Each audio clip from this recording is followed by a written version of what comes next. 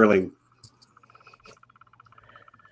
And welcome, everybody, to the first annual Here Be Dragons Oscar stream. I am your host, John Webster, and with me tonight are Stephen Stark, Nessie, Questing Beast, and our special guest tonight, the one, the only, Bernie.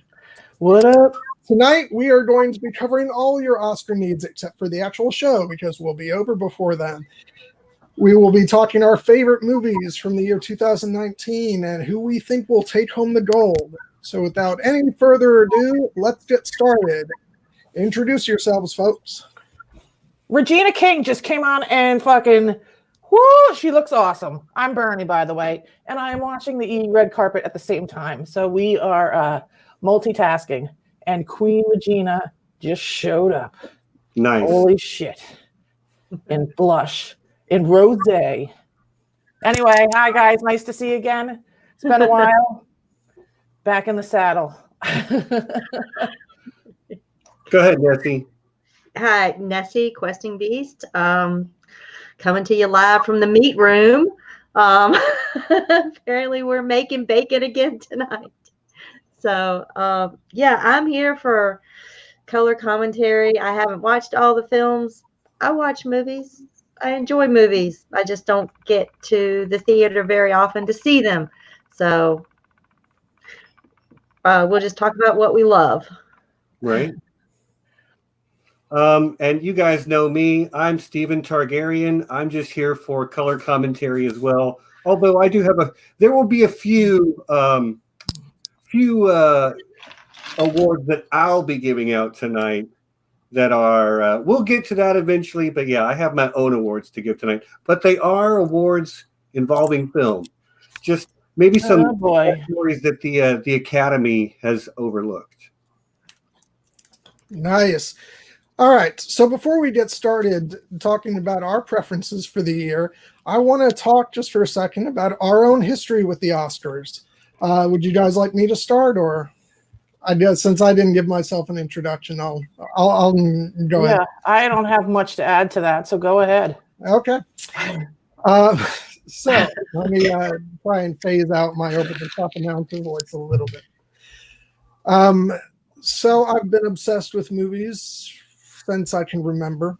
Since I was a little kid, I used to run around and play acting scenes from my favorite movies. So I've been pretty much obsessed since then. And I got into the Oscars probably about when Lord of the Rings was up for nominations, and that led to my obsession. But then I started to take it way too seriously, as evidenced probably by me throwing stuff across the room when my favorites didn't win. So I stepped back for a little bit, and now I just kind of enjoy the sport of it all. So we're going to have fun tonight and try not to get too enraged at each other's different opinions, which I'm sure. Yeah, sure. Okay. I have some Prosecco for my neck hole, by the way. Ready to go. All right. I mean, you guys want to talk about your love of movies or anything? I've always loved movies, and I've always loved award shows and the fashion, and that's about it. I don't have any real experience in it, but you know, who needs it? It looks pretty easy, right? I know dealing with film people, what they're like, and they seem like a bunch of bozos that think that they can get anything done whenever they want it. When you're in like food service business or whatever, they just come in and they want, okay, we want this building like right now. Okay, sure you do. No, we do. Like they don't care. So anyway, I have like this love-hate relationship with movies and the making of them, but I love storytelling, and I don't know, that's about it. Anyway, I think I agree with you there, Bernie. Like, this channel in general celebrates the idea of storytelling in a lot of ways, and the community that grows out of it, but like the Oscars is representative of both of those things. It's not just about the stories, but it's about the people making them as well. I don't follow the Oscars as closely as I should. Wait a minute. Let's pause for Bernie. Oh. I am ready. Oh yeah. But yes, I love films as well. I didn't get to see as many as as many this year as I wanted, but I saw quite a few, and they were mostly a good time, and it is what it is. I'm here to celebrate the movies that I loved too, you know? Yeah. Nothing. Well, like everybody else, I love movies. I've been, it was a big treat when we were a kid. Um, we weren't raised with having very much money, but one of the few things that we could all go do as a family back in the 80s when things were a lot cheaper was we could all go out for a movie and eat some popcorn and, escape into another world, another life, and just make things a little better for a little while. I saw places in film that I'll never see in real life. I could experience living, out in space, or escape into a fun little Disney movie with, my younger cousins and just have, escape reality for a little while. And I think that's always been the purpose of film, was to, a little reality escape, because times aren't always great, but the movies are always there to pick us up. Sometimes, I think they really depress you, right? I think You're meant to make you feel something. well, I think it's quite similar to that line from A Song of Ice and Fire. What is it? A reader lives 1,000 lives. The person who never reads only lives one. And I think you can say the same thing for movies. And they have the power to transport us and take us out of our daily lives. For sure. And for someone like me who, I am an audiovisual medium kind of person. I generally prefer the book when I read it, but I generally don't read the book. I watch the movie, it is what it is. But I also feel like I grew up in a certain golden age of Hollywood. I grew up in the 80s, and I don't know, VHS tapes from Blockbuster, and I've seen a lot of movies from that time period. And modern cinema is different in a lot of ways, but not better, not worse, just different. The stories that modern cinema is trying to tell are different. And I'm not going to try to wax too poetical here, but like the MCU is a perfect example of the sea change in Hollywood. But again, a lot of people see those movies, but the Oscars are here to celebrate, I think, the art of cinema, which is not dead, and which is very much, it's a different medium to television, and it's a different medium to the summer blockbuster as well. Would you agree with that? Yes, Absolutely. I agree. I know it's easy to get cynical sometimes and talk about the Oscars as a promotional tool, which it very much is. But I think inherently we all still like to celebrate the movies.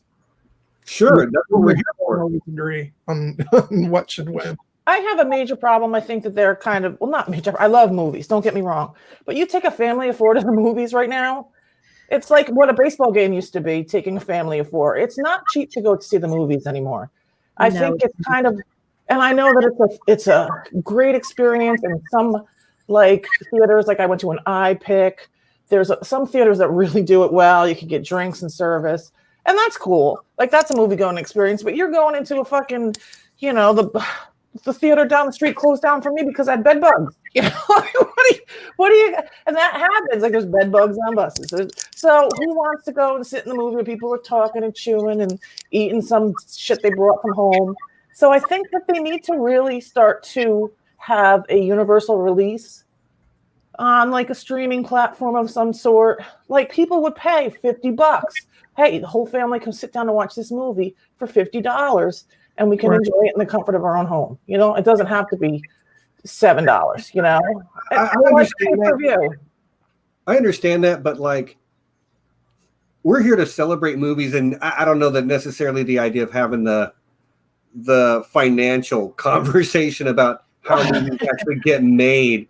And I don't disagree with you. And maybe that $50 price point, like a pay-per-view type sporting event, is the right way forward. I don't know, but movies it's a miracle that a movie can even get made.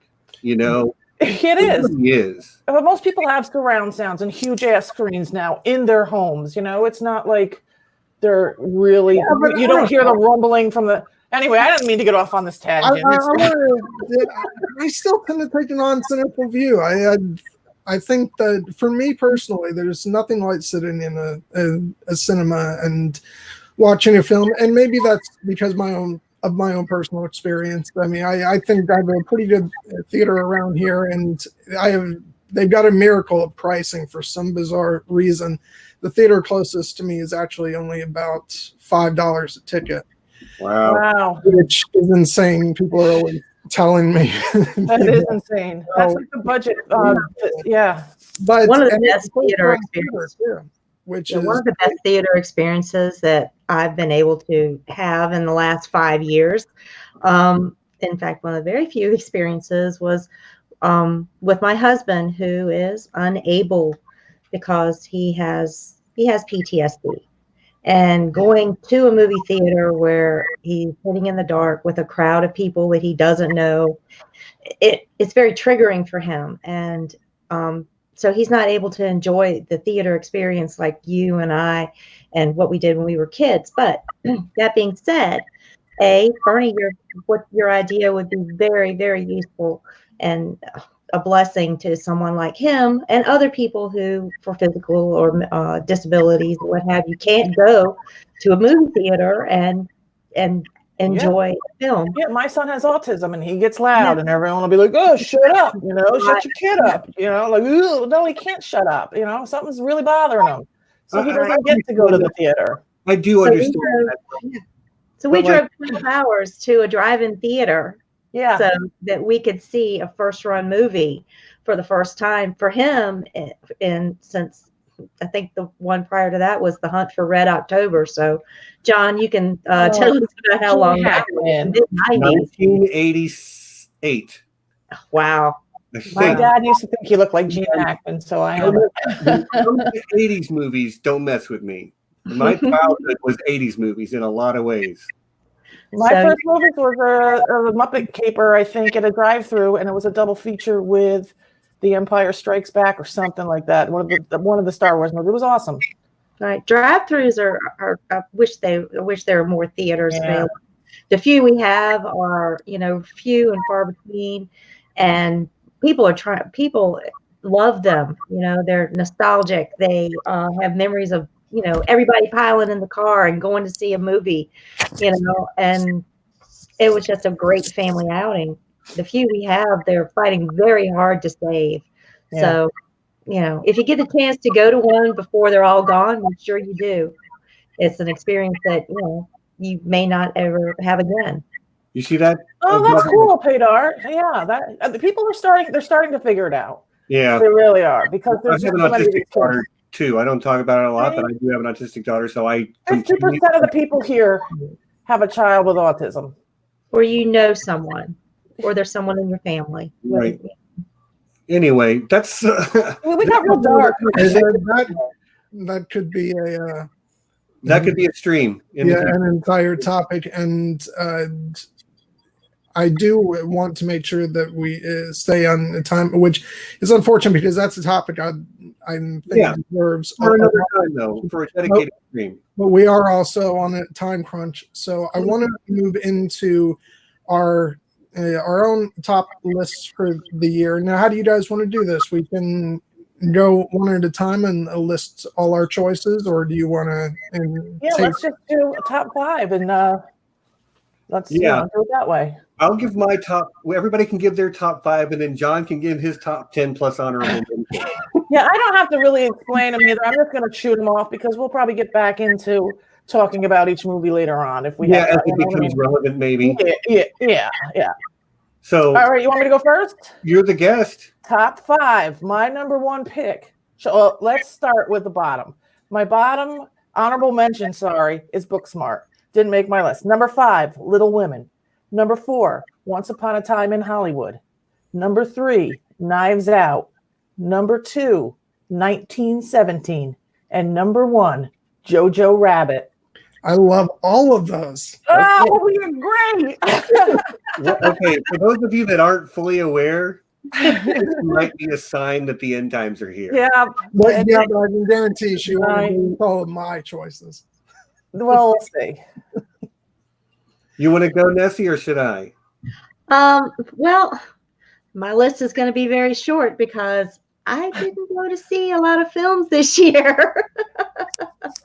And I picked films that I loved just because they made me feel good. I enjoyed them. They're not on anybody's top pick for any Oscar list.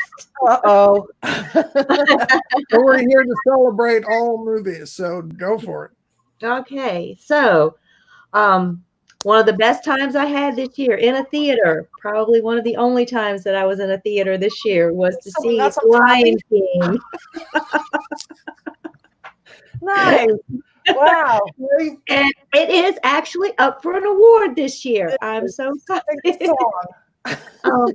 Anyway, one of the aspects that I really loved about it was that it was the live action with, it had your Simba and Mufasa, and then they had the animated CGI overlay, and that was real overlay.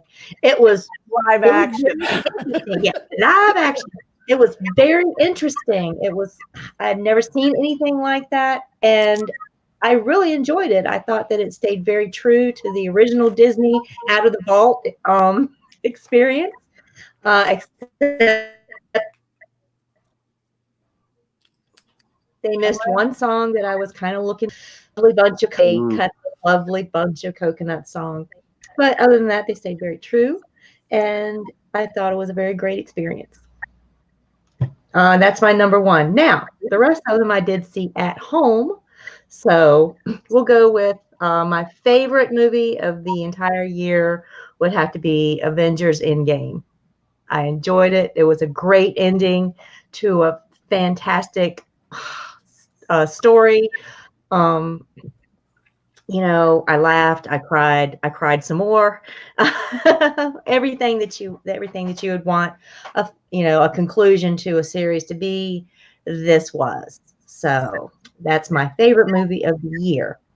One of my let's see, third we'll go with or second will be Tolkien, which was a film John and I have been discussing at length. He being the Lord of the Rings fan that he is. But this story was so good, and how it missed a nod from the Academy when you had 1917, to compare it to. I would much rather have watched this story, also set during World War One, and how these experiences shaped his writing. And it's just a very wonderfully told story. Let's see, that'll be number 3. Number 4, okay. We'll go with Detective Pikachu. Another animated film, but it was also a crossover with live action and animation, which I'm getting kind of to where I like that. I'm a big Pokemon fan. Pokemon Go is my other nerddom that I indulge in. And this is the world that I would imagine if all of my Pokemon got out of my Pokédex and was running around and interacting with me. It was very well done. And let's see, that's number 5. Okay, I watched The Irishman. It was a trip down memory lane of all the Scorsese films that I've seen over the last 40 years. Everything. It was like a combination of Goodfellas and Casino and Hoffa and maybe a little bit of The Godfather thrown in. All of our familiar friends from all of his movies were there, and also with some interesting CGI aging and de-aging. So there's some cutting edge technology. We're going to talk about that. That's my list. Okay, cool. All right, you're up, Steven. I'm going to keep mine pretty short and sweet, all right? I didn't get the chance to watch a whole lot of films. I did spend the year watching a whole lot of really great television. It is what it is. There's only so many hours in a day, and when the Patreon, wink, wink, nudge, nudge, hits the multiple thousands of dollars a month, then maybe I'll just quit my day job. But until then, it is what it is. All right. Just my favorite movies that I saw this year. Not necessarily in any particular order, but I did. Okay, Spider-Man: Homecoming was really good. Endgame was really good. Booksmart was really good. Zombieland Double Tap was really good. What else did I see that was really good? Shazam was pretty good. You can tell my taste. I'm going to watch either a superhero movie or a comedy. For my dramas, I tend to turn to longer format stuff, although I still recognize that there's a lot of movies that I wanted to see. It just didn't have the time, especially like top of my list right now is 1917. I want to see that movie so bad. So fingers crossed I'll get to it maybe next weekend. So which was your favorite overall? Probably overall Endgame, but like it's got things going for it that other movies just don't. You know what I mean? It's got so much setup going into it that you come into it with emotions already really high. It doesn't have to build its emotional gut punches from the start. They've already done 21 other films to do that. You know what I mean? Oh, okay. Who's that? Oh, It's from Jojo Rabbit. That little guy with the glasses is the best. I don't want to put up there for too long because I'll probably, I don't know what they'll do. Yeah, keep it under 10 seconds. It's okay. Fine. All right. That little kid in Jojo Rabbit with the glasses, he stole the show, man. Oh my God. That's another movie I really want to see. And that'll actually be available for rental soon, Stephen. So Yeah. You won't have to run out to the theater to see that one. Right. But yeah. John, go ahead. Okay. First, I'll start from the bottom as well. I'll start with my honorable mentions, which they're only honorable mentions because I loved so many movies this year. First, I'm going to start with one that would be pretty darn high up on my list, if not for the fact that I wasn't iffy on how to categorize it, because it's sort of a TV movie, but TV movies are movies now, So it would be HBO's Deadwood, which was amazing. And for a fan of Deadwood, just waiting for that for years and years, it was so satisfying. And I think it would be in my top 5 if I felt completely comfortable,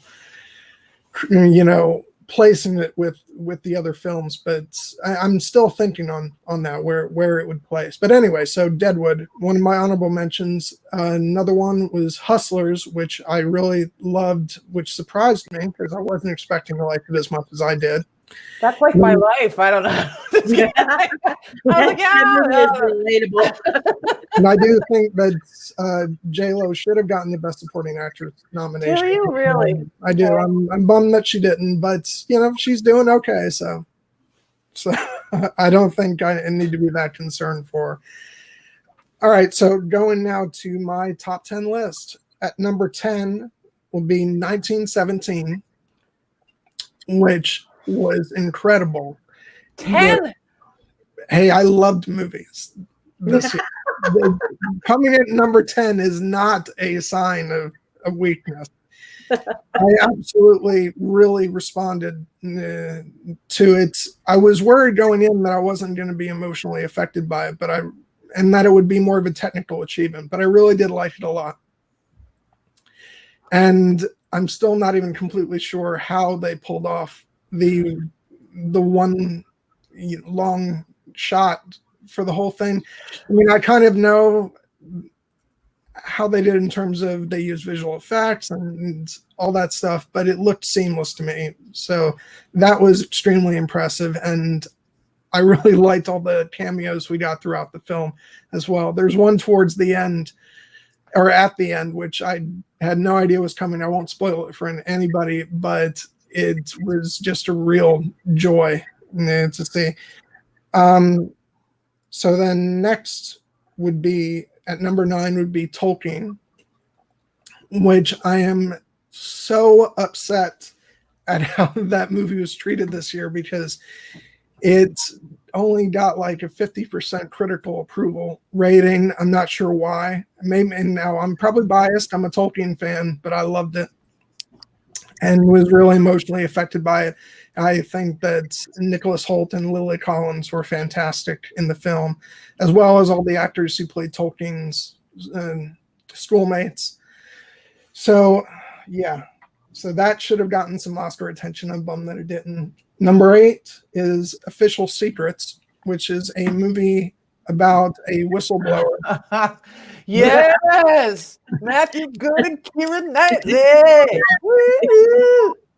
It's about a woman who basically blew the whistle on her government and the United States government for trying to, or not trying, they did fix the vote for a UN resolution for going into war with Iraq.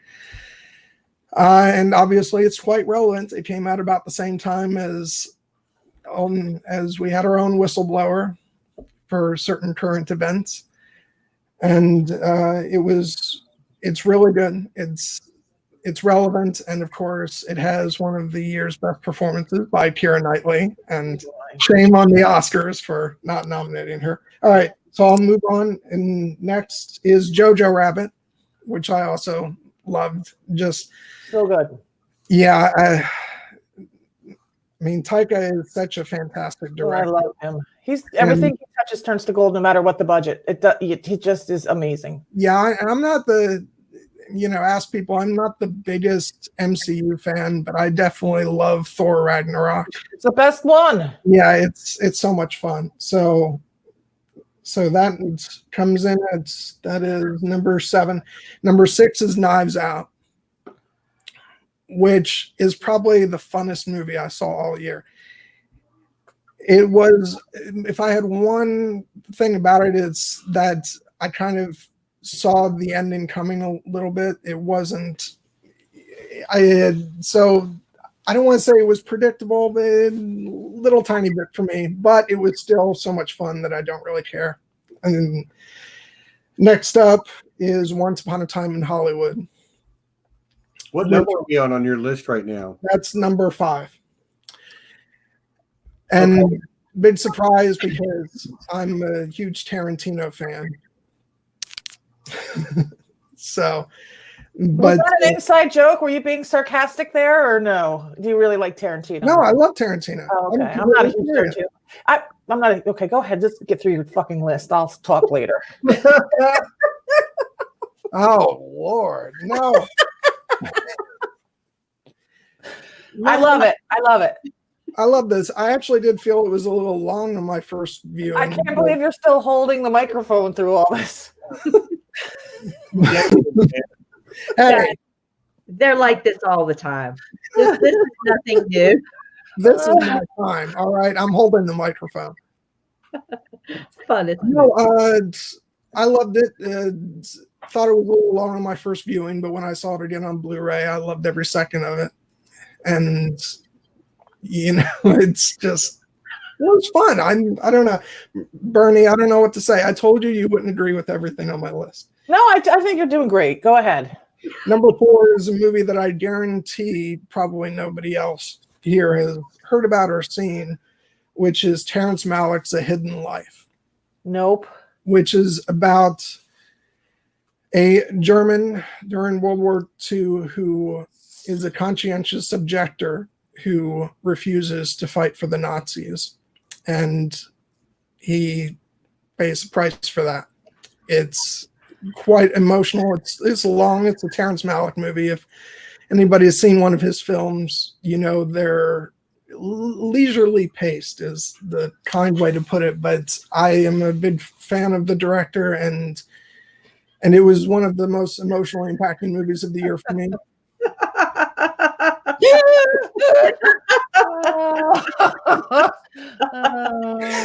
It's your award. Thank you. Radar. Thank your family, your agent. Yeah. Hey, we are doing this my way. All right, I'm almost done. He will not be silent. silent. I'll go on to number 3 now. Booksmart. There. I'll just say it there. Booksmart. Okay. I love that. Before we get to your top 2, okay, We're about 30 minutes in. By the way, Billie Eilish looks fantastic. How does she wipe her butt with those claws, though? I don't know. I have no idea, but She's She got had someone do somebody it, for that. probably. Anyway. She's got somebody for that. before you get to your top two, John, I need to give away my first award of the evening. Okay. So this is the Golden Haha Award, awarded for the funniest movie that I personally saw this year. That came out this year. It's all movies that could win an Oscar. Okay. So the nominees are Booksmart, Zombieland Double Tap, Shazam, Where's Joe Magician? Avengers Endgame, and Jumanji. And the winner is Booksmart. Yay! Booksmart was actually really smart. I mean, okay, it's in the title, but it was one of the most clever movies I've seen in a long, long time. It made me laugh a lot. The two lead characters were so funny. And it had a lot of heart too, which I think is important for making a comedy land. So yeah, Booksmart, congratulations. Back to you, John. Well, now I can leave it at that for number 3 because you described why I liked it too. So number 2 is Joker, which, being a huge Batman fan, I was thrilled to see this. I know a lot of people have said that Joker is better without an origin story, but for me, this is just another version of the Joker. You know, you're not giving the original character a backstory. It's just a different take on it. So I loved it, and I do prefer my comic book movies to have a bit more drama and weight than I think the Marvel films do. So that's why I tend to be more of a fan of these types of films like Joker and The Dark Knight. And so that's my number 2, and my number 1 is Little Women. So who's playing the music?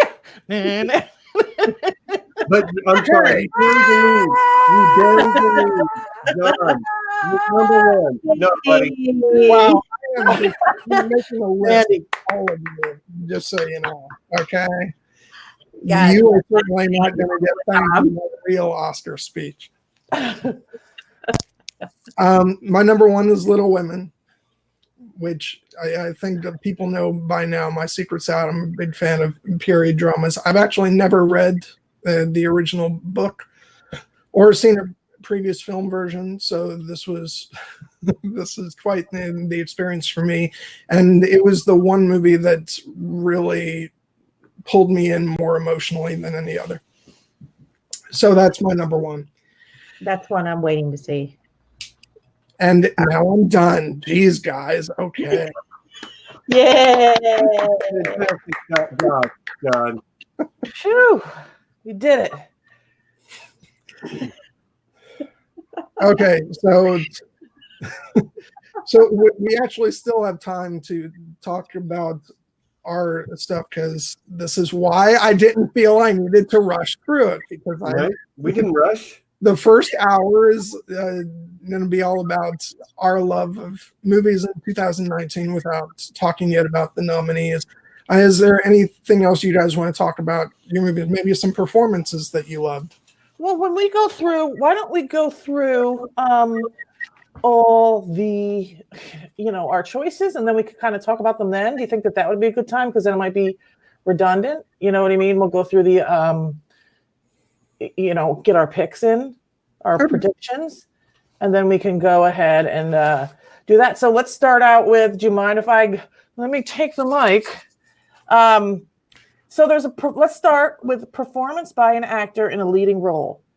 We have Antonio Banderas, Pain and Glory, Leonardo DiCaprio in Once Upon a Time in Hollywood, Adam Driver in A Marriage Story, Joaquin Phoenix in Joker, and Jonathan Pryce in The Two Popes.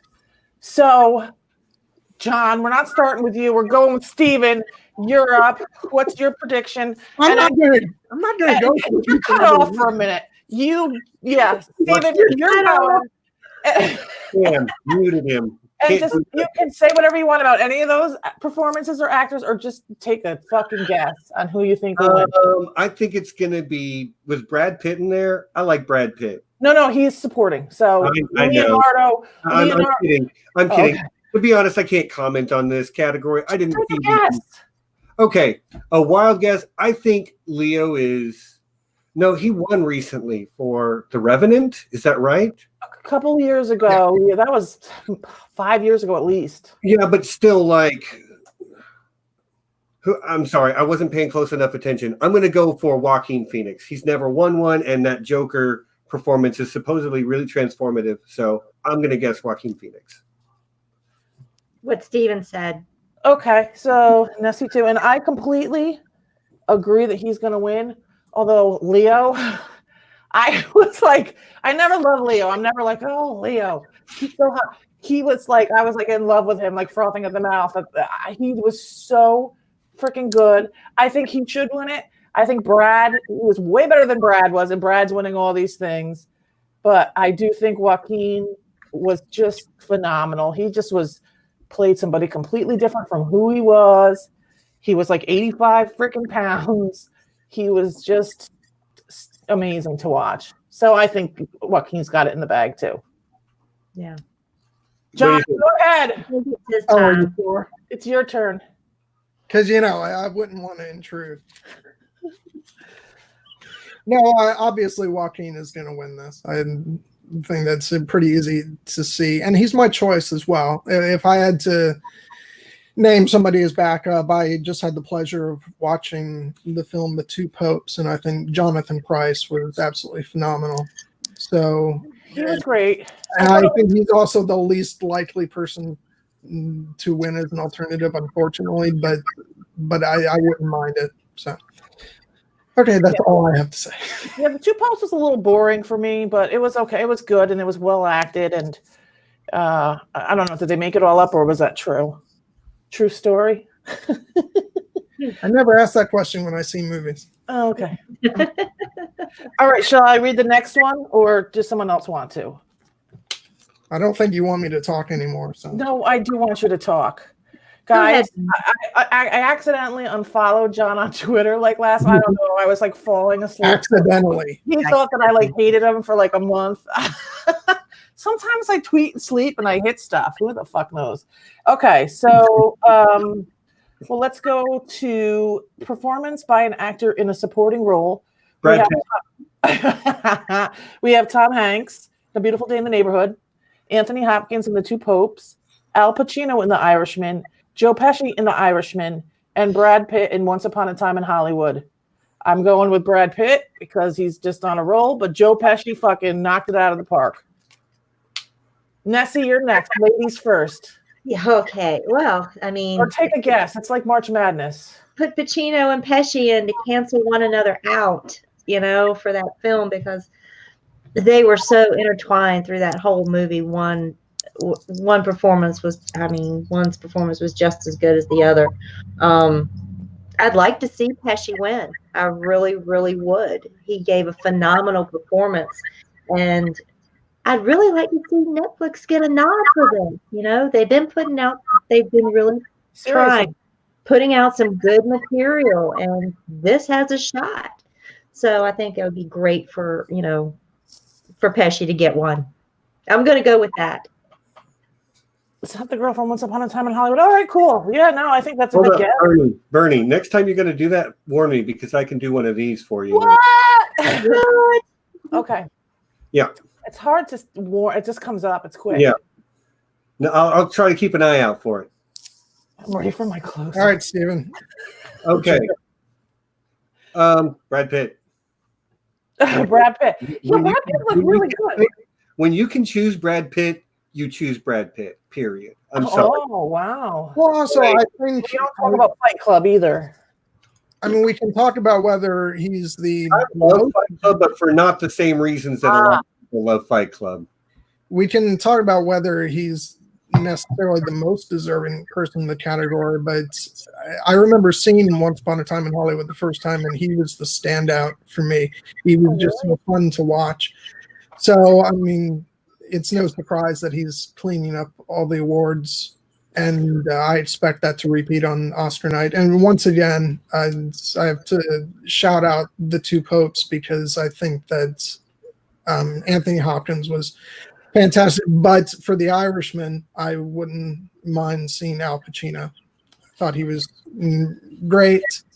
I probably preferred him over Joe Pesci, but it's going to be Brad Pitt.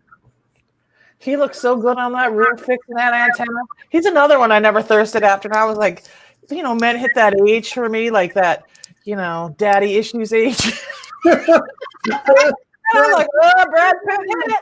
Yeah, I'm Bernie. I'm banking on that right now. Woo!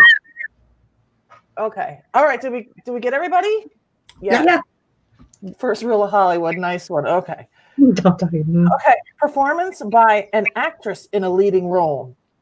We have Cynthia Erivo, in Harriet, which I watched last night. Scarlett Johansson in Marriage Story. Saoirse Ronan in Little Women. Charlize Theron in Bombshell. And Renee Zellweger in Beauty. Now this category, I'll just take Scarlett Johansson. They didn't really use her the way that she can be used. She's a great actress. She just was kind of like herself. We'll talk about Marriage Story later when that comes to, anyway.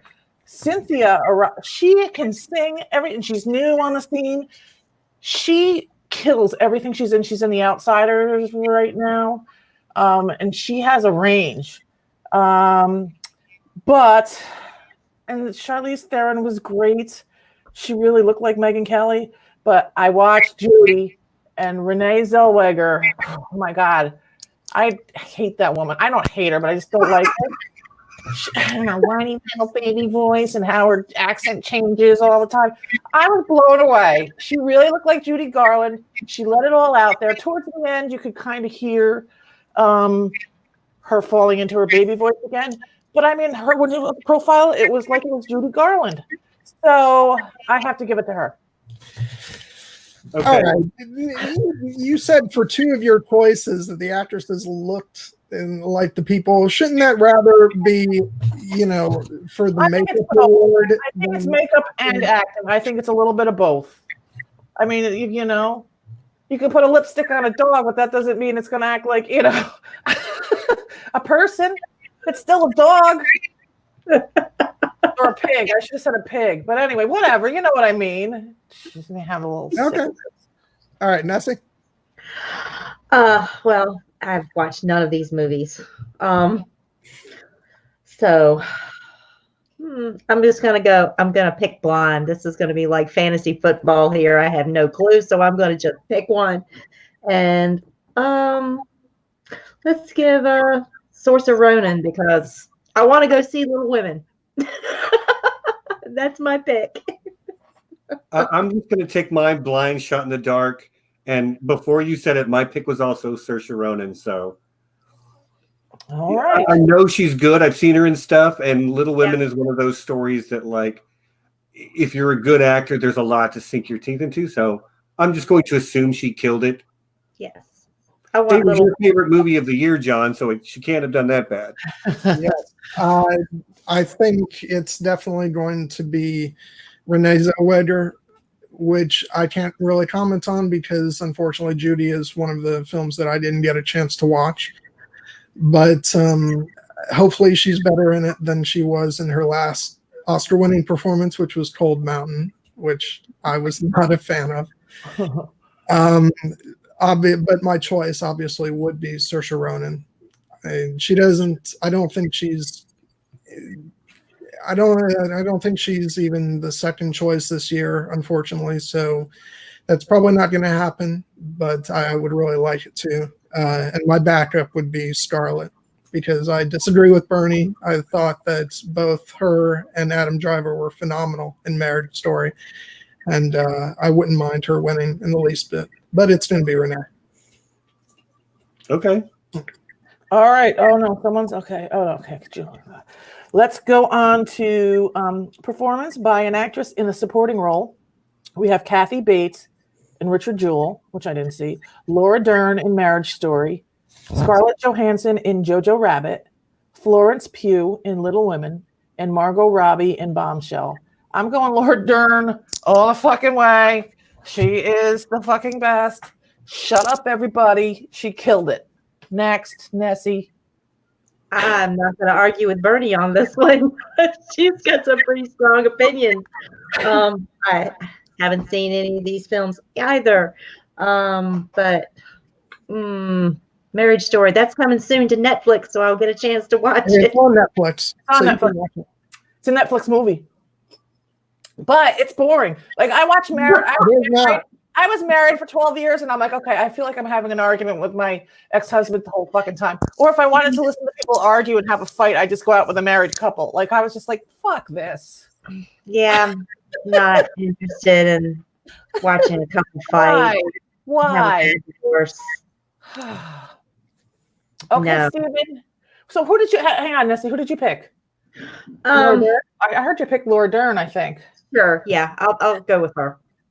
Okay, for like all the reasons and with all the passion that Bernie picked Laura Dern, I'm going to pick Kathy Bates, who is Okay. actually Yeah, I didn't see that movie. It's like the one movie I didn't see, I think. well, I didn't see it either, but Kathy Bates, she's one of my awful. favorites. I love her. She's just been everything I see her in. She's solid gold. Whether it's a creepy lady who's smashing your ankles or Adam Sandler's mom and that one about Waterboy. She's so great in everything. She's so great in everything. That was an overlooked performance. In the movie of my life, if it ever gets made, Kathy Bates is who I want to play me. You know, and with aging, de-aging, she can do it now. So My first memory of her is Misery. I was like, Misery. Yeah, that was crazy. She was so good in that. Dolores Claiborne, also a great movie. I loved her in that. Oh, The Blind Side. You know, everything the woman touches, fried green tomatoes, everything she touches just goes to gold. It's That's what I'm saying. yeah. All All right, John. So obviously it's going to be Laura Dern, even though she would not be my choice. What? Just because you liked her, or just because you think she's going to win? Because I heard you bitching about her earlier today. It's not her fault. She does a great job in the role. I just don't like the character. It is, and a lot of that She's an attorney. What is? And a divorce attorney. She based on a real divorce attorney, cutthroat attorney.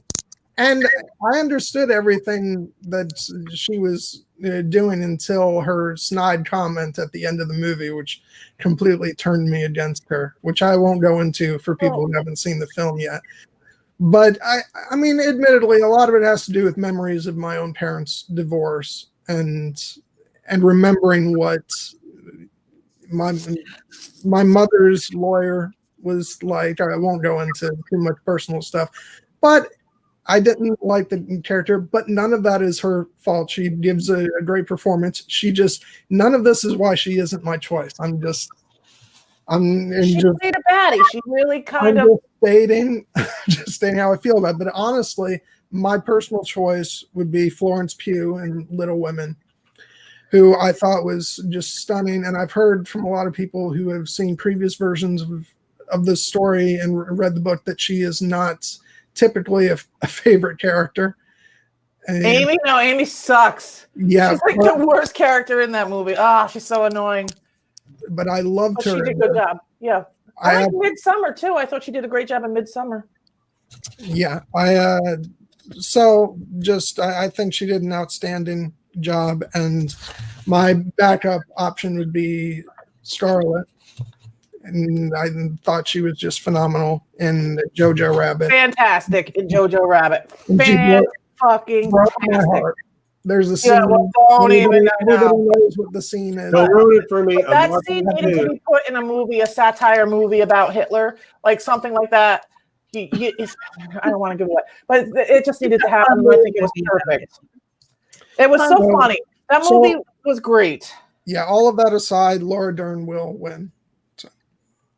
Okay. All right, moving on. We're going to get into some boring stuff, so let's try to do it real quick, I think. Best Animated Feature Film of the Year. How to Train... Oh, God. I got to put on these stupid glasses. How to Train Your Dragon: The Hidden World. I lost my body. Klaus.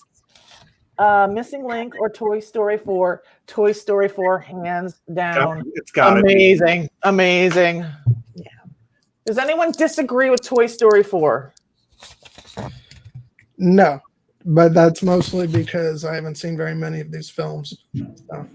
Well, I saw the other Dragon, How to Train Your Dragon. But I 500 of them too. Okay, moving right along. Achievement in cinematography: The Irishman, Joker, The Lighthouse. I watched that the other day. 1917, Once Upon a Time in Hollywood. I am going with 1917. It's going to steal the show. Freaking Deacons, forget about it. Nessie, you're next. Yeah, I'm going to go with 1917. All right. Just for the rumor that they did it all in one shot. They made it look like it. It was quite an amazing thing to watch. If you really, people are like, oh, it's like a video game or whatever. But if you really think about what it took to make that movie, it's just amazing. All right, Steven, you're up.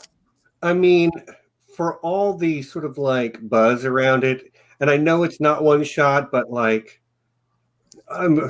which should be clear, I'm talking about 1917. I know it's not one shot, but like, it's still movie magic if everything that I heard about it is to be believed. So 1917. It's just an experience. It's not so much, I'll get into it when we get to the other one, but it's not so much like the acting that's in it or the people that are in it. It's just, because it's a lot like Saving Private Ryan, but it's just the way it's filmed, the music, the feel, the visuals of it. It's just really cool. All right, John. Yeah, it's going to be 1917. All right, we're washed on that one. Everyone wants to say I will say, even though I haven't seen the film itself, The Lighthouse, I have seen lots of stuff from it, from clips and featurettes and stuff, and it looks like stunning work. And fortunately, it's also its only nomination. Yeah. I think that would probably be a very inspired choice, but just there's so much buzz for 1917. And I do want to just mention my personal choice of the year would be for A Hidden Life, which was the Terrence Malick film. As always, the cinematography for his films is stellar. Unfortunately, it wasn't nominated, so it's not in the game, but it'll be 1917. The Lighthouse was crazy. It was all about flatulations and bodily fluids. It was something to watch, let me tell you. It was almost like you were watching an 8mm film. It was because it's square. It's very Instagram, but it was cool. And there was, instead of releasing the Kraken, they were releasing on the Kraken. You know what I'm saying? Anyway, all right, no, you don't. Okay. No, I really don't, and I think I don't want to. No, you wouldn't believe. Like I was like, even I was kind of disgusted at points. Okay. Okay, let's see. Achievement in costume design: The Irishman, Jojo Rabbit, Joker, Little Women, Once Upon a Time in Hollywood. I gotta go Little Women. It's a period piece. Boom. It's a period piece. They've got beautiful costuming. Yeah, and it'll be Little Women. I don't really know what the alternative would be. And the fact that there is no other one alternate, I think is a vote in its favor, because you might get several votes for other films, but I don't really see anybody rallying around one of the other nominees. So Little Women. All right. Now, well, why don't we hold off on directing until we get closer to the end? Okay. Really? Okay, let me circle that one. Well, Go back. we're also getting close to the halfway point. Should we do the mid-roll here? Yeah, let's try. And I'll also give away my second award of the evening. Go for it, Stephen. Okay. Well, to everyone who's here, thank you for coming. If you're enjoying yourself, go ahead and drop a like on the video. Go ahead and subscribe to the channel. I see mostly people that I already know here, but it's, there might be somebody who's not subscribed or somebody who forgot to like. We appreciate you doing that for us. If you want to follow us on Twitter, all of our Twitter links are down in the description. as is the link to John's WordPress. No, it's not WordPress. John's blog, anyway, is down there, and that's going to be becoming more focused on the channel at large as time goes forward, as well as links to the Patreon are down there. We haven't done a Patreon giveaway since we've become Here Be Dragons, but I think that at the end of this month, one lucky patron will get something. I haven't decided what it is yet. I'm going to get with my co-hosts and we'll discuss it. But yeah, Patreon giveaway will be coming this month. We'll probably talk about what it'll be next week. The upcoming schedule, we've got 2 things on the schedule so far for the rest of February, and they're going to be a lot of fun. We have next week, we were able to reschedule with Justin from Top Shelf Fandom, and we'll be doing the fan culture stream, and that's going to be really interesting. It's going to be sort of like very cerebral look at the way fandom has evolved and what it means to people today, and how it's different from other subcultures. And then the week after that, we'll be halfway through Star Trek Picard, and that show has been really, really good. Really?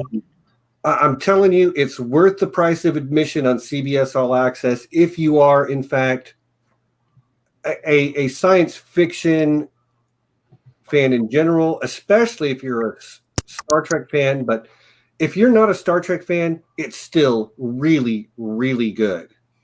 So we'll be covering the first half of that, and my guest that week will be the biggest Star Trek nerd that I have ever met in my life, my little brother Neil.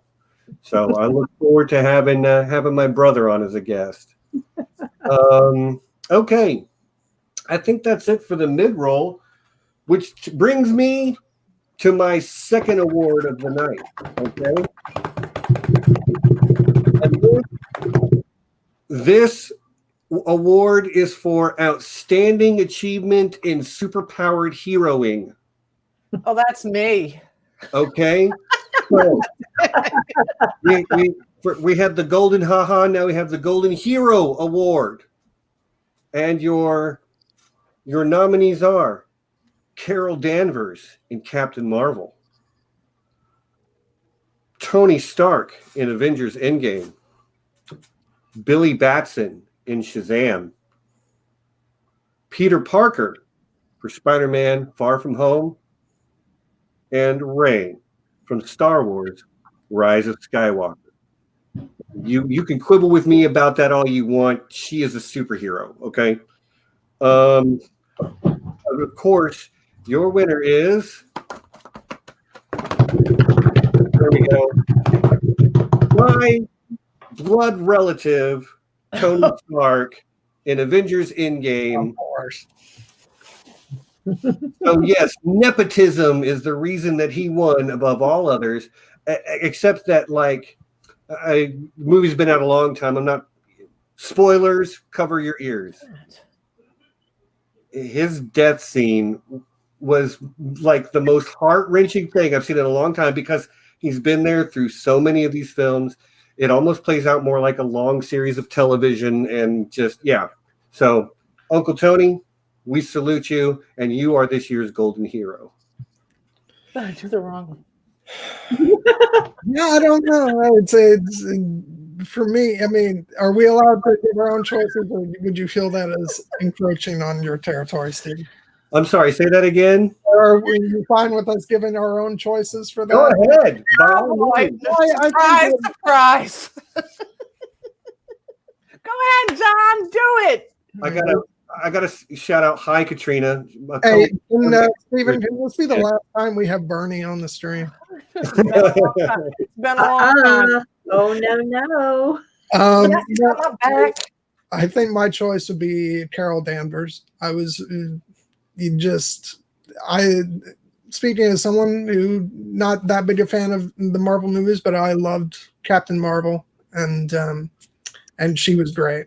So that's where my vote would go. Yeah. Honestly, there's no bad choice there, Stephen. I mean, they all were marvelous characters, There were no, wonderful characters, they great were all heroes. fantastic. They really were. Yeah, they all exhibited the hero's journey. So as far as that goes, and All right. Well, we should get moving still here on 'cause Yeah. there's a lot of stuff that I have no idea. I haven't seen any of these I mean, documentaries. yeah, do we want to do the documentary categories? Because I haven't Well, seen any of them, unfortunately. I'll just say a little bit about two that I know of. Best documentary, American Factory, was produced by the Obamas, so that's got some talk behind it. And then I also heard that there's For Sama and Honeyland that are also looking pretty good.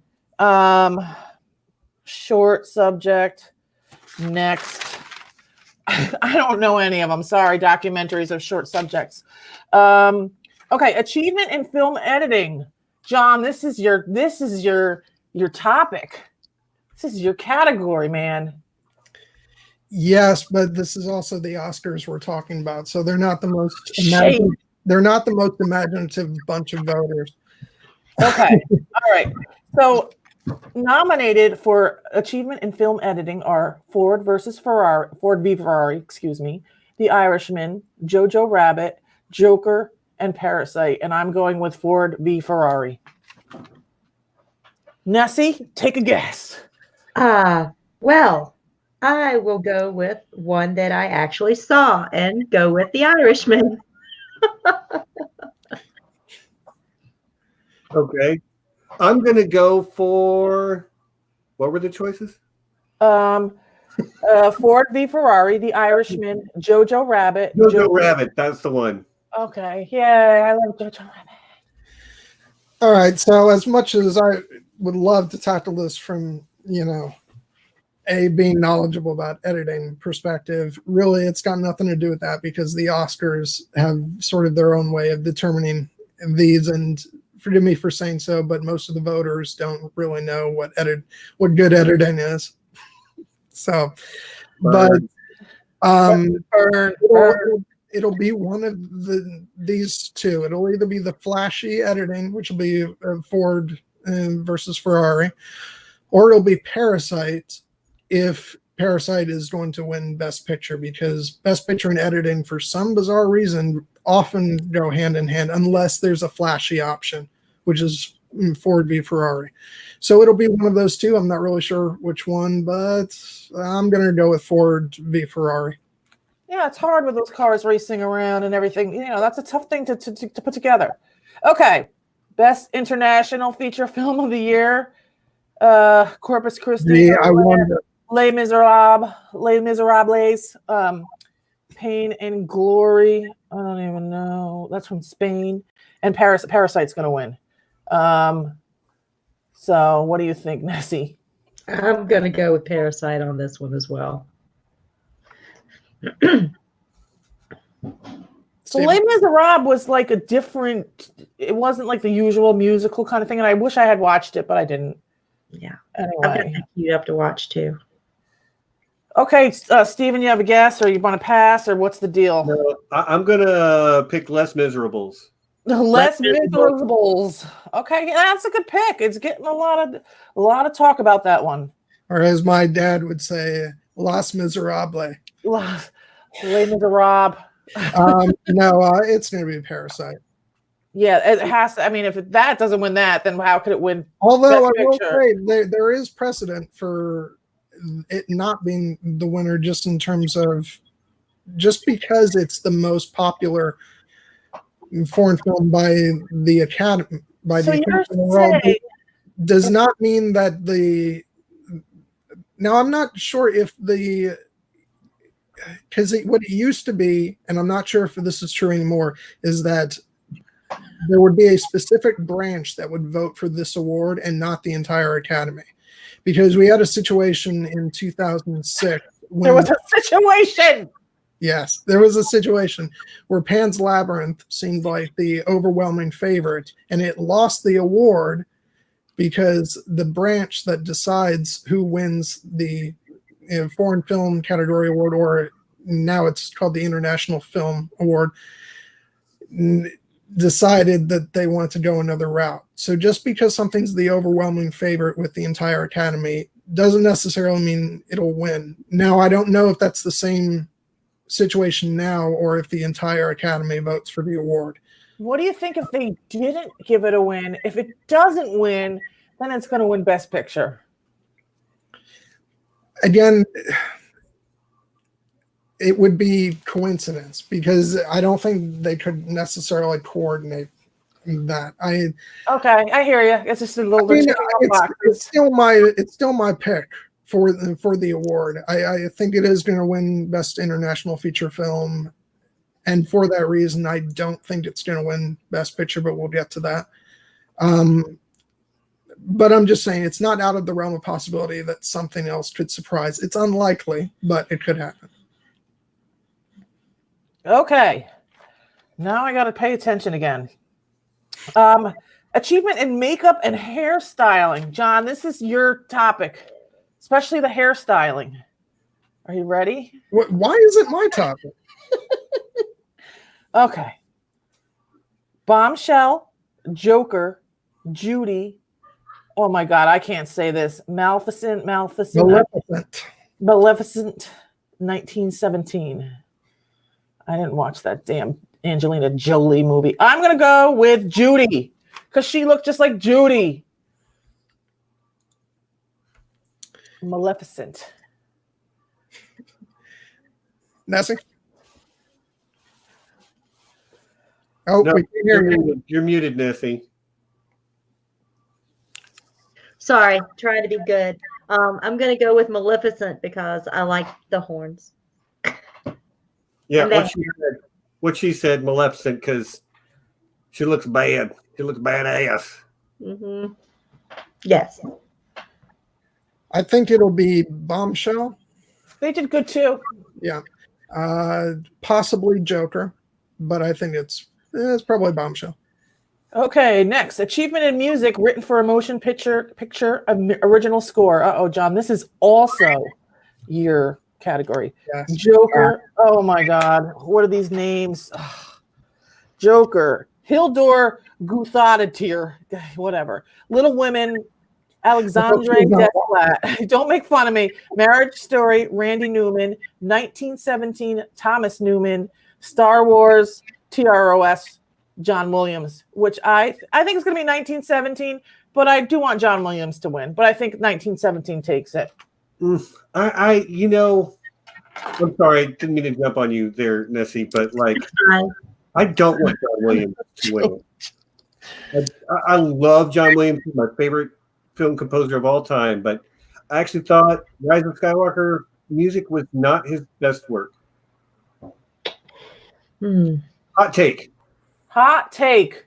Oh, Betsy's getting mad. I'm being mean at John. John and I, this is love hate. No. She's not being mad. My mom understands. My mom is the type I'll be leaving for work and she'll be like, "Have a nice day," and I'm like, "Stop telling me what to do, Mom."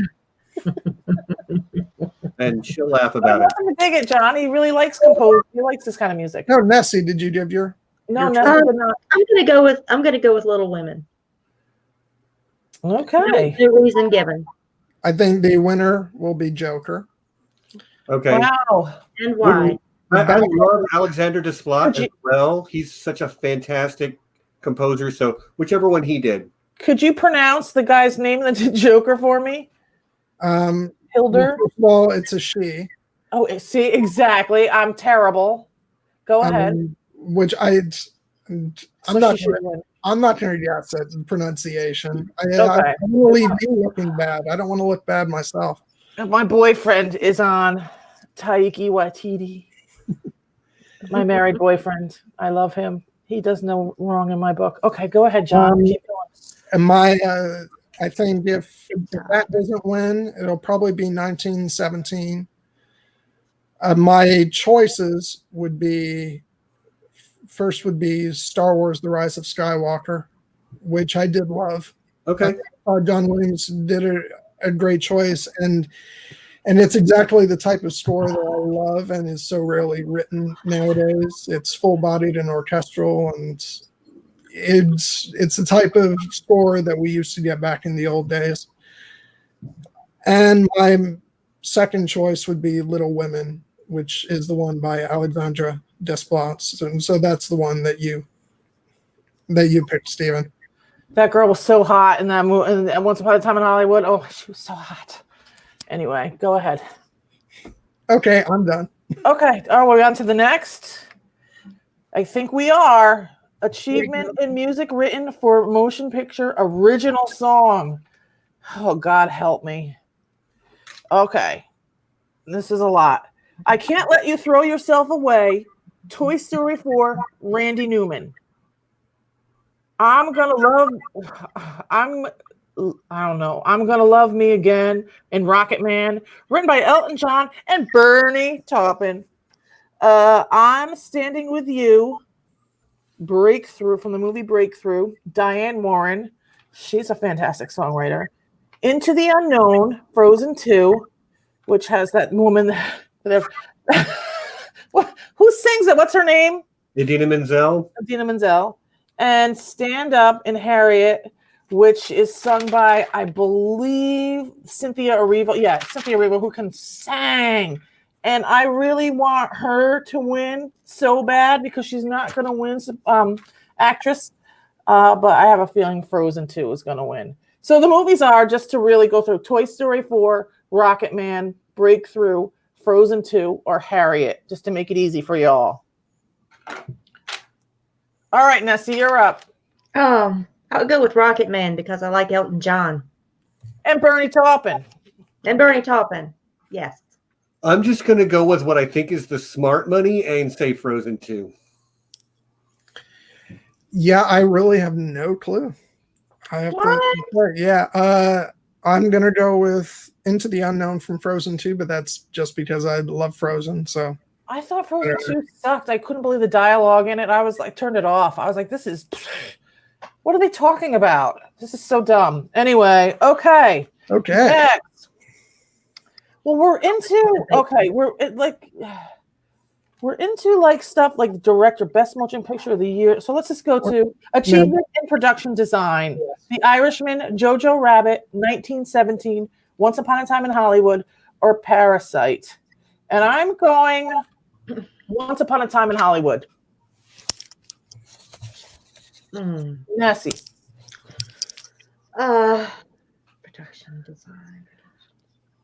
I'll go with 1917. I think I'm going to agree with Nessie again. 1917. Yeah, I'm going to say Once Upon a Time in Hollywood, but 1917 will be my backup. Oh, we agree, John. Good decision. Okay. This is nothing good can come from that. I know. I'm like fully freaked out right now. Okay. We're skipping best animated short film. Does anyone have anything to say about that or no? No, I feel terrible because I should, but I just haven't had the chance, and it's not like they're showing at the local cinema. No, I know. And best live action short film. Anyone have anything? I don't know shit about any of that shit. Achievement in sound editing. Ford v Ferrari, Joker, 1917, Once Upon a Time in Hollywood, Star Wars, The Return of Skywalker. Okay, The Rise of Skywalker, sorry. I'm going with 1917. Ditto.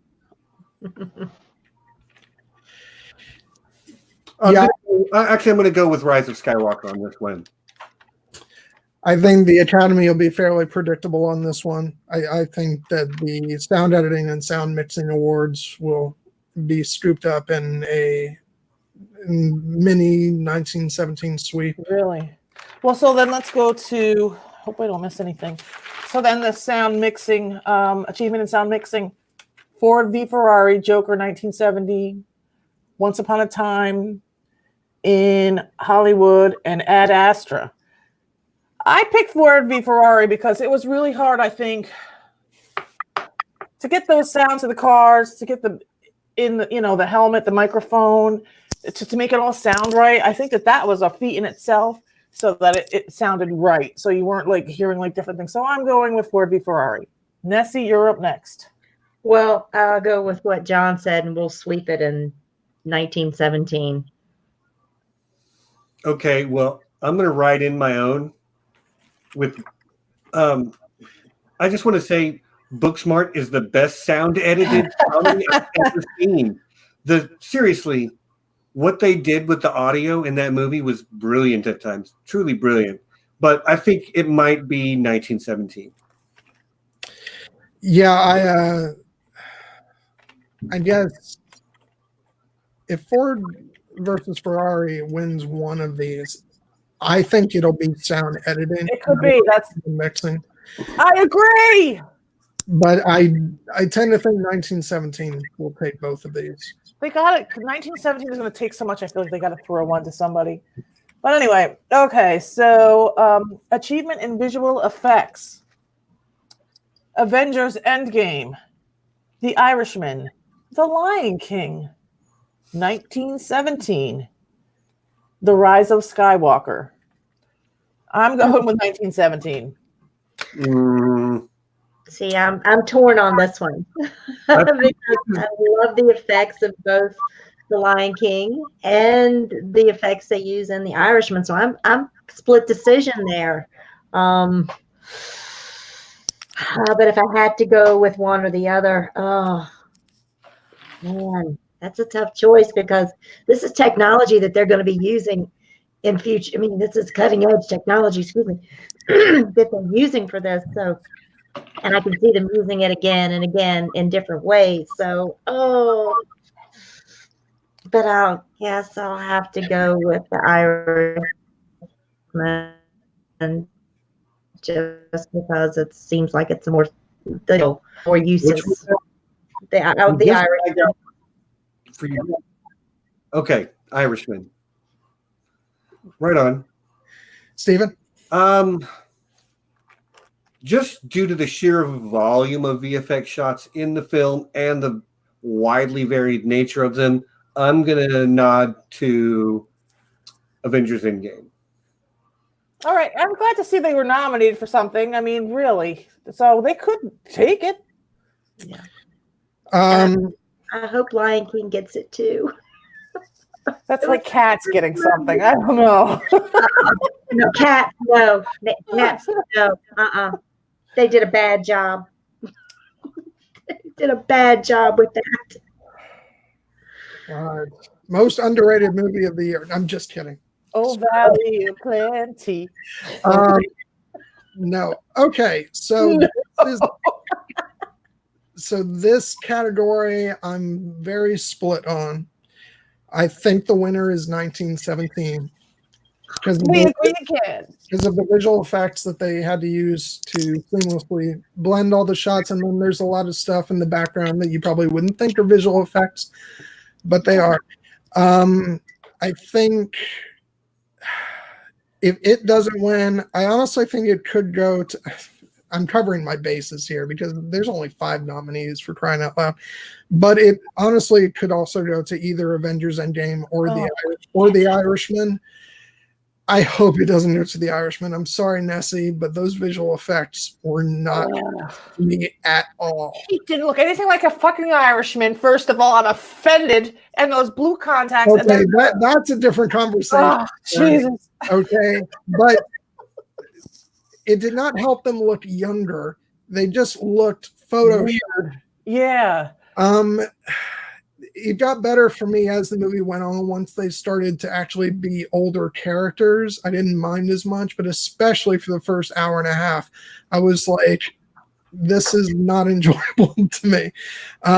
So I really hope it doesn't win, but it would be a very Academy thing for it to win Best Visual Effects. Selma Hayek. But show again. Selma Hayek. Men love Selma Hayek. People, they love those boobies. She looks good for her age too, man. She's fit. I just think of her with that snake around her neck, and I'm like, God damn, woman. From Dusk Till Dawn. Yeah, I love that movie. Yeah, it's a good movie. So I think 1917. All right. But if it's not that, Probably Avengers Endgame. 1917 is just going to be like, we're going to be like, oh, fuck. They won again. Yeah, I'm just a little surprised Cats wasn't nominated for. I didn't see that, but I want to see it just to see how terrible it was. Okay, now we're getting into the nitty gritty here. Okay, so we got to go. Adapted screenplay, The Irishman, JoJo. Who wrote The Irishman? Would that be Martin? Steve Zalian. Okay, Steve Zalian. Thank you. Jojo Rabbit, Taika Waititi. The Joker was written by Todd Phillips. Little Women by Greta Gerwig. And The Two Popes, who I didn't write down who wrote that either.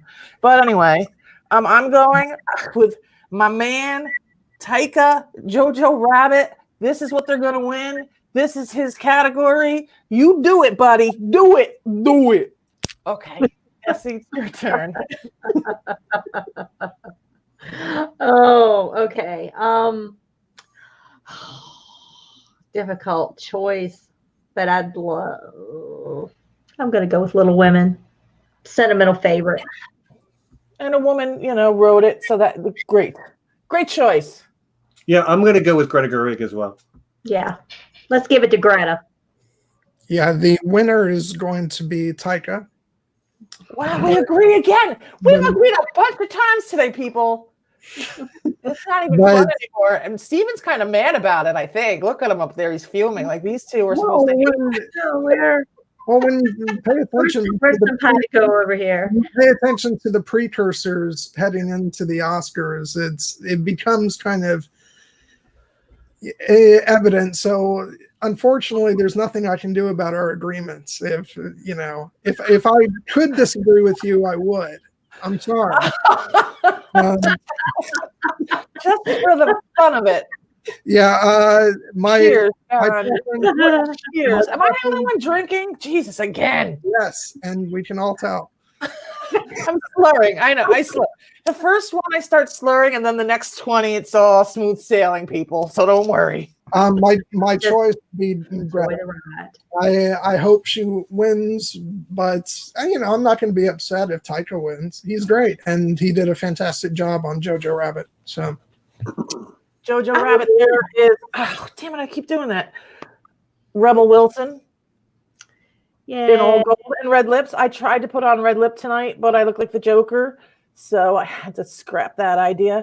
But she looks amazing. What's that guy? What's that guy's name next to her? James Corden. James Corden. Yeah. Carpool karaoke. Carpool karaoke. Yep. That's what I know. They don't even drive the car. Did you see it? They put it on a tow truck. And they film it anyway. Okay, so next we got to keep moving here, right? Mm. All right, original screenplay. I need my stupid glasses again. Knives Out by Rian Johnson. Marriage Story by Noah Baumbach. 1917 by Sam Mendes. Once Upon a Time in Hollywood by Quentin Tarantino. And Parasite by Bong Joon-ho. I hope I got that right. I am going out on a limb. I'm sure that Sam Mendes is going to win, but I'm going with my heart here and saying Knives Out. Knives Out. Now I'm 100% in that same ballpark. Knives Out. Let's give it to Rian Johnson. Yes. Yeah, sure. Fantastic movie. Sure. John's not happy. I believe that Parasite will win this award.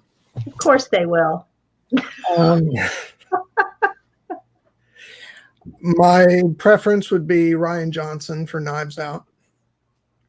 Yeah. I don't think that 1917 actually is close to winning this. I actually think that Parasite has it well over that. And I actually think that if it wasn't Parasite, it's probably going to be Quentin for Once Upon a Time in Hollywood.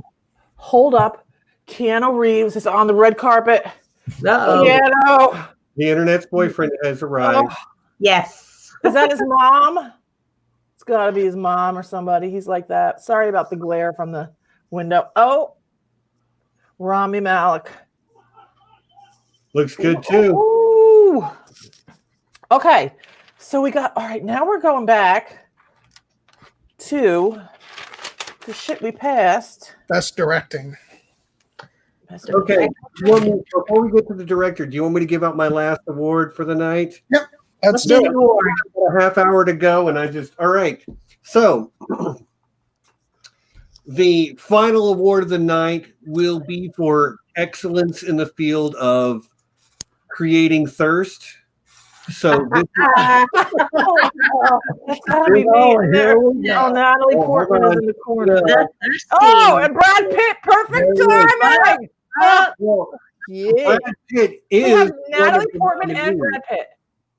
Brad Pitt is one of the nominees. Okay, yes, he is. This we've had the Golden Haha and the Golden Hero. This is the Golden Hottie Award. Oh, and Margot Robbie. I see her. Yeah, nice. 10 seconds. There's only one acceptable winner for this category. Okay, so the nominees are, I buried the lead a little bit, but Brad Pitt for Once Upon a Time in Hollywood. Keira Knightley for Official Secrets. That's right. Matthew Good for Official Secrets. What? Liam Neeson for Cold Pursuit. You clicked out again, Bernie. And Emma Stone for Zombieland Double Tap. And the winner is Emma Stone. Nobody's surprised at all. Emma Stone wins for Zombieland Double Tap. Thank you for coming, everyone. I want to recount. Is done. I just We want to recount. Yes. Okay, so that was just for a little bit of silly fun, but I think that's more a joke for my co-hosts than anybody else. All are deserving of arrival. This girl is the future. You will see her in everything. She is fantastic. Cynthia Erivo. She can sing. Now. She was in that movie. Remember that movie with the hotel that had the two-way glass and they were watching the people? What the hell was the name of it? And she was singing. Oh, Jared. I want to give a shout out to Jared, not just for his comment, which is on the money, but also he's a friend of mine from Twitter. Thank you for stopping by, Jared. All right. Achievement in directing. Moving right along. The Irishman, Joker, 1917, Once Upon a Time in Hollywood, and Parasite. I'm going with Once Upon a Time in Hollywood. Ditto. Brad Pitt is still hot, Jess. Yeah, girl. I think I'm going to go for Once Upon a Time in Hollywood as well. Yeah. Sam Mendes is kind of the lock-in, but let's go with what we love. Right. Go with what you know. Yeah, it's just being as huge a Tarantino fan as I am. And yeah, Ma. And he did a great job with this, although my choice would have been Greta Gerwig. She should have been nominated. She should have been. So, yeah. But Quentin of the available choices, although he's not – sorry, I got caught up in just personal choice. I actually don't think he's going to win, though. Sorry. No, I don't think he's going to win either. But that's not what this is about, John. We're having fun and what we like. Fuck the Oscars. Fuck them. Yes, but we're literally in our branding. My prediction is Sam Mendes. I think he will win. All right. Oh shit, me. Okay. All right. Can I do best? Can I read best? Yeah, go ahead. You got him. Go ahead. I'm just trying to get the job done here. All right, John. Ladies and gentlemen, the moment we've all been waiting for. The nominees for Best Picture of the Year: Ford v. Ferrari, The Irishman, Jojo Rabbit, Joker, Little Women, Marriage Story, 1917, Once Upon a Time in Hollywood, and Parasite. So who do we think is winning? Oh, boy. Well, okay, here's my thing about Parasite. I love that it's nominated. It's great that they're being included. But if it was an and I don't mean to sound racist, I think it was a great movie. But I'm like, if this was an American movie, would we even be talking about it? But things that I do like about it is how close-knit that family was. They were like a crime family, but their core value was the family and helping each other out. And I thought that was endearing. So I picked, let's see, you got me all screwed up here now. 1917, obviously. I don't even have to fucking look. I mean, but I did like Jojo Rabbit too. My heart says Jojo Rabbit, but I know that 1917 is going to win. And I have a fun little fact, a thirsty little fact. Every film that Colin Firth has acted in that has been nominated for Best Film has won. The English Patient, Shakespeare in Love, The King's Speech, and even though it's 30 seconds, 1917. Can I get some Colin Firth love? He's single. Ooh, ooh. Well, I'll give you some Colin Firth love too. I'll give Some Benedict Cumberbatch, some hot priest. God like my Brits. Hot Brits. Their parts were like just so ridiculous in that movie. They didn't even matter. They were like 30 seconds in and out. So don't go and watch that movie and think you're really going to see them. They were just there for the names to get people to get into the movie. So, but then the movie was still spectacular. So it worked. It worked. But they're all excellent in their parts. Yes, and I wish Greta was my friend too. Steven? I mean, I think from all the buzz, it's probably 1917. It just makes sense to me from the technical standpoint, from the period pieces, and it is a period piece. Yes, it's a war movie, but it's a war that happened 100 years ago. It makes it a period piece. Those tend to do well. So yeah, I think it'll be 1917. Yep. Yeah, Best Picture is tricky because it's voted differently than the other awards. So basically, they list out the nominees in order of their choices. So a movie that gets a lot of, maybe not the most number one votes, but gets more number two, number three votes can end up winning. So it's not as clear cut as the other ones. I do think 1917 still has this in the bag.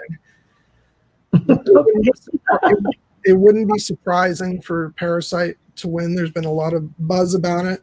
And I think it's an excellent picture. But I think it's equally as likely that Once Upon a Time in Hollywood could still win.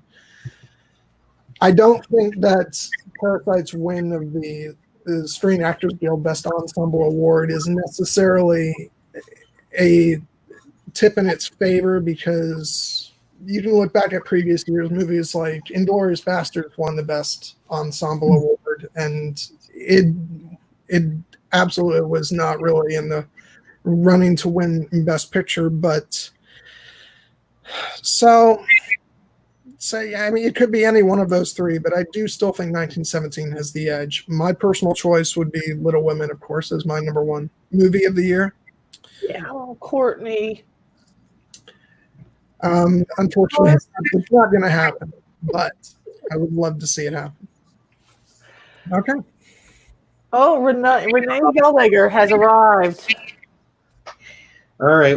Well, we can part it. We see her feet.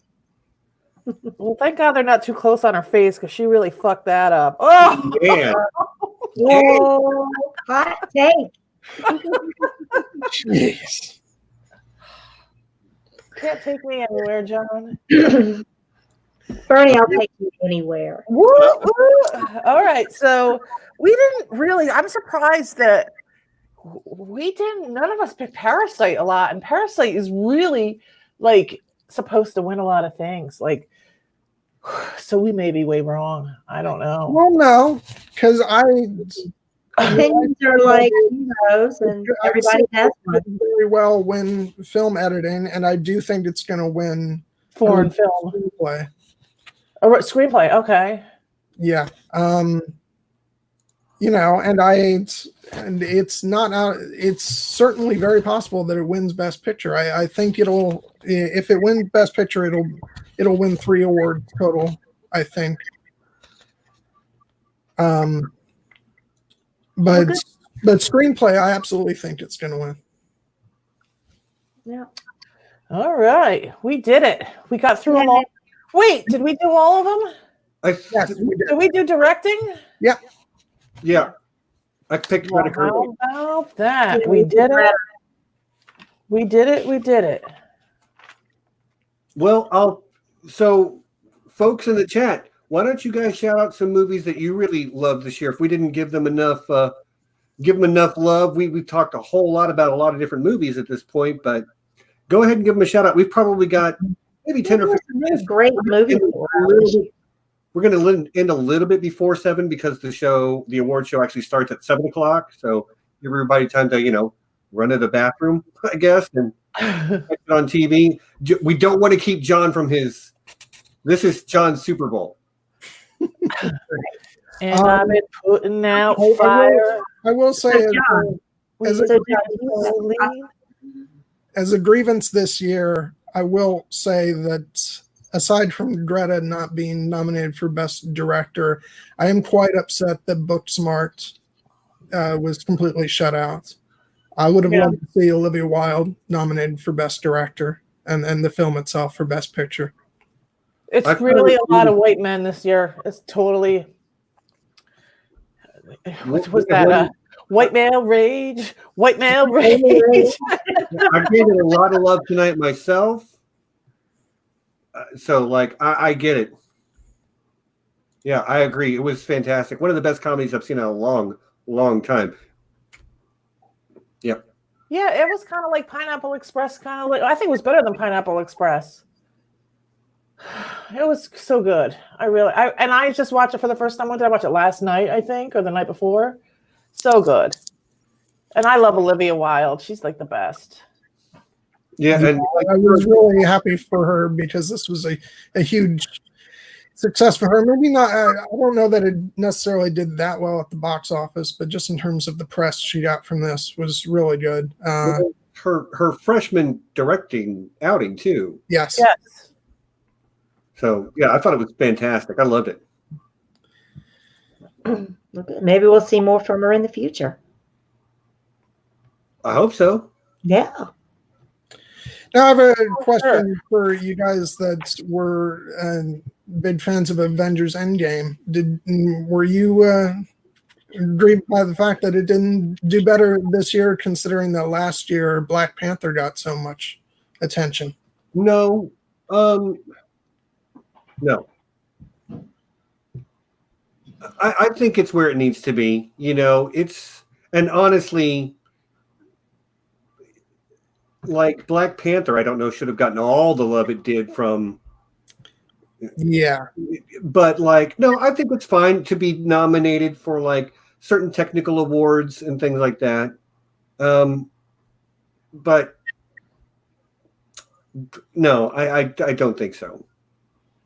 Yeah, I wasn't really a huge fan of the attention that Black Panther got last year. I know why it did, and and for all the societal reasons and stuff like that. And it's good for that reason to give it that attention. I certainly don't begrudge it that. But in terms of its actual merits as a Best Picture worthy film, I just don't know that I was really big on that. I was a much bigger fan last year of Avengers Infinity War, to be honest. I mean, I loved Endgame, don't get me wrong, but it's not the same. It's not. A lot of the magic of that movie happens in a computer, from the visual effects. And again, they're leaning on, if you don't go see the MCU and you walk into Endgame, that movie's not going to land for you, I think. Yeah. So a cinematic experience has a lot of heavy lifting to do with making you understand and care about the characters, and then understand what the conflict of the story is, and then moving on from there. So no, I'm fine with Endgame just being nominated for its technical aspects, because its storytelling isn't great and brave and new, and the actors are there to look good and look cool, not necessarily to give a deeply rooted, emotional, gut-wrenching performance. Hold on, Charlie's there and is Gracing my screen. That must be her. Everyone's bringing their mom.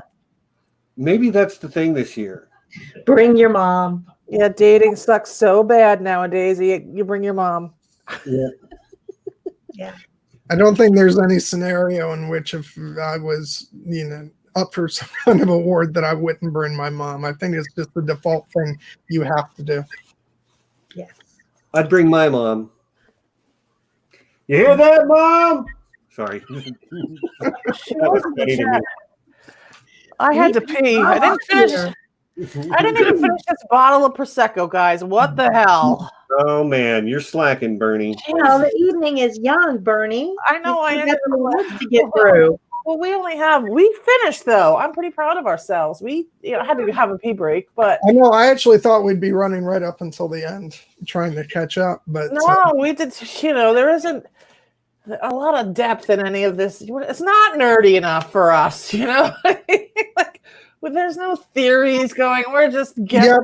Yeah, see, this is why I did my best to, use up some time. You guys were giving me grief, but play the music. Here's the thing: that was strategically placed grief to chew up a little bit of extra time. We've nailed it almost perfectly. Like we need to go in the next 5 fake eyelashes. People look. Oh yes, Bernie is. They look pretty good, right? They look natural. Very glam, very, very red carpet, very Hollywood. Thank you. Yes, I tried. Not really, a little bit with the makeup. I ran a razor over parts of my face. Wow. Yes, you're looking very slick. Yeah, no, I feel, You feel spiffy. You are looking sharp. Wait, what is this girl's name again? Hold on, is that Brie Larson? Yes, yeah. Brie Larson. Room. I loved her in Room. And that little kid, that was great. You can't really hang out. Oh, she's showing some nip. I do want to. It might be. It's cold in LA, I guess. I do want to give a shout out to my friend Jared Kozel, who's in the chat, who he's listing off some of his favorite non-Best Picture nominees of the year. And part of the reason why I love following Jared on Twitter is he's probably about the most uncynical movie viewer you'll find.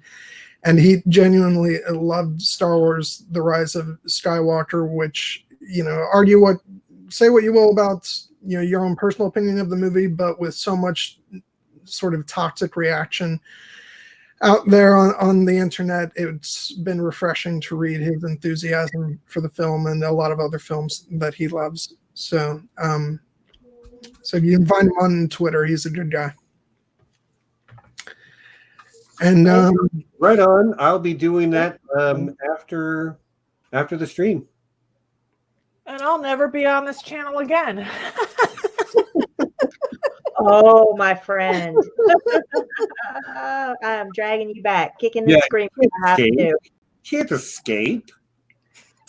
I don't know. You're gonna have to convince John. No. We can outvote, I don't know. I ship it. Yeah, they're letting me, hold the illusion that I have some kind of authority tonight. But if nothing else, I stole that. I think I didn't mean to start. I just have this nice list written out. I was like, okay, let's just go. If nothing else, it was yanked away as soon as I started giving my big speech. Cue the music. Okay, so guys, we're gonna move towards wrap up here. If there's anything else anybody wants to say about films, now is the ask us anything. Really, we don't care. Right, or anything. I think we made it to the end. And John, is there anything else you need to make sure you have said tonight? Just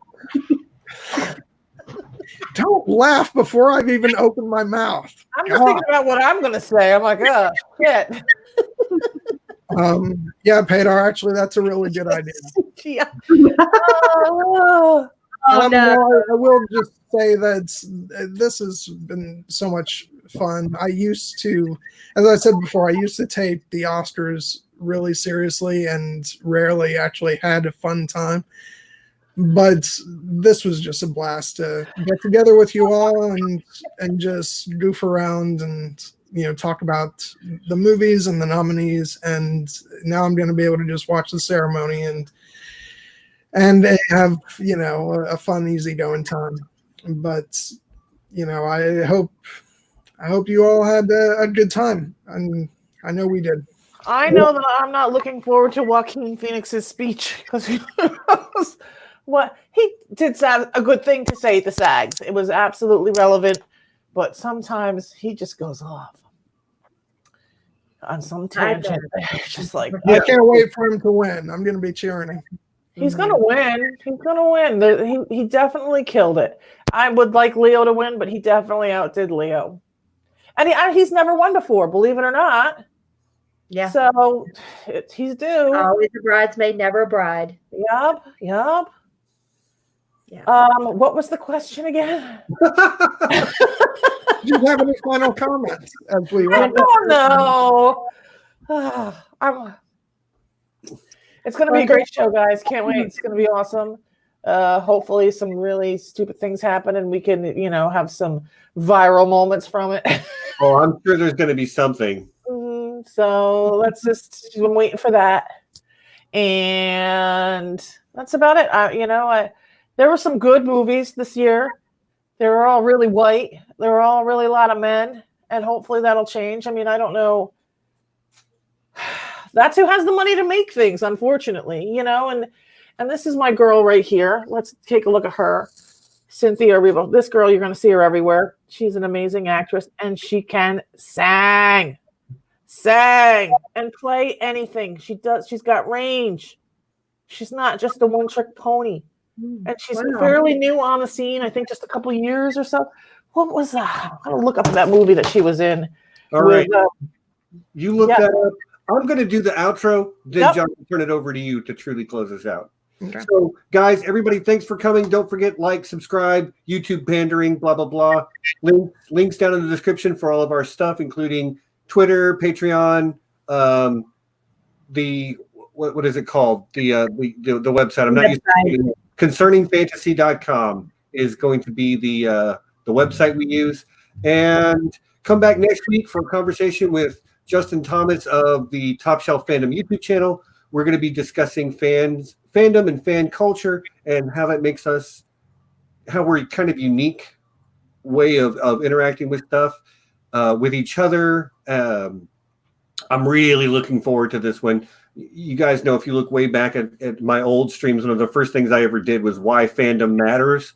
So this is a topic I just really enjoy.